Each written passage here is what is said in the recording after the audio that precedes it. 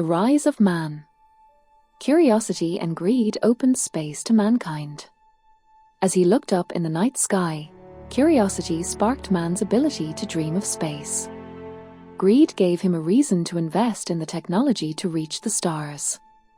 The humble single-use rocket would probably never have been used for space travel unless nations used them as weapons of war. Reusable rockets and space shuttles were deployed when war no longer loomed over the skies of Earth and civilian governments demanded more for less. The space plane made space travel feasible for corporations, and space as a market for all commercial interests opened up. The giant leap for mankind was dwarfed by another step, the permanent habituation of space. The journey to Earth's lunar companion was a short excursion.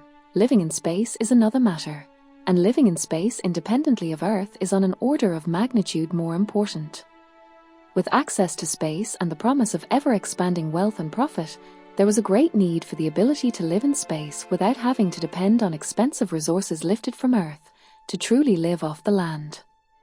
From the ability of cheaply climbing the gravity wells and the ability to live off the land, mankind was able to secure her destiny as a spacefaring species.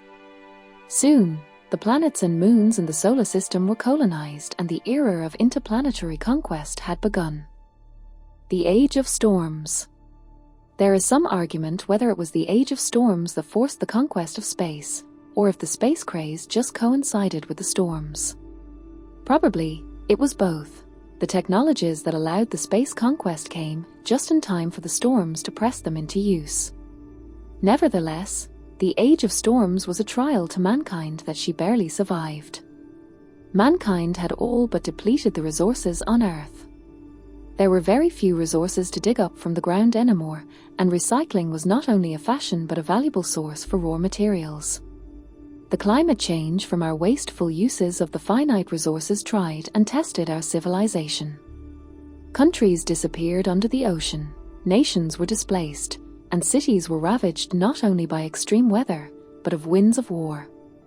As mankind struggled to restore the imbalance of the ecosystem, it was apparent that wasteful industry had to be dismantled or move off the Earth entirely. A more eco-friendly economy grew on Earth, fueled by the expansion into space, and eventually the storm settled. The cost was incredibly high, but in the end it was the leverage that pushed man into space. Beyond Earth, beyond human. The complete understanding of the human genome allowed for marvels of science. For starters, a lot of the welfare diseases were eradicated completely.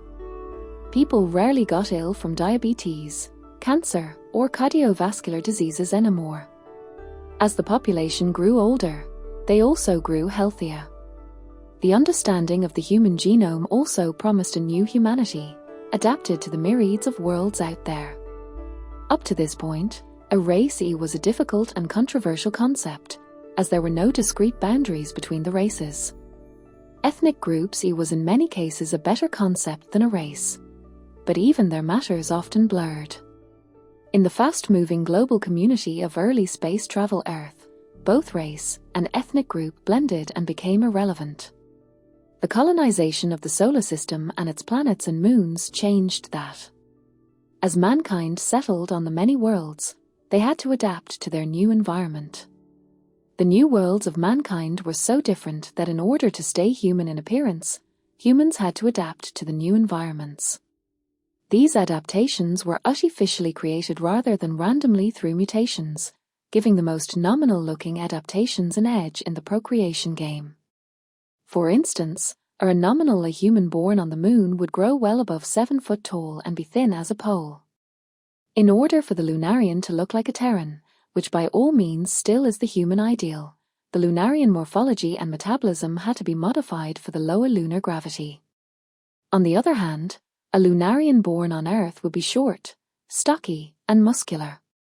Distance, time, and above all gravity consolidated the adaptations and reintroduced the race concept to the species. Euripids, Ganymedeans, Callistians, Titans, and Lunarians could easily travel between each other's worlds, as they had similar gravity, but not to Earth and only briefly and with difficulty to Mars. Martians could freely visit all other worlds except Earth, the mother planet would simply crush them. Terrans could go anywhere, but if they stayed for too long without regular exercise, there was the risk of never being able to return. Belters are a special case, as the asteroid belt colonies or the colonies in high orbit are not restricted by any ground. They can create their own gravity through simple means like rotation to suit their fancy. Hence belters are used not only to different gravities ranging from 0 to 1 Earth gravity, but also varying gravities.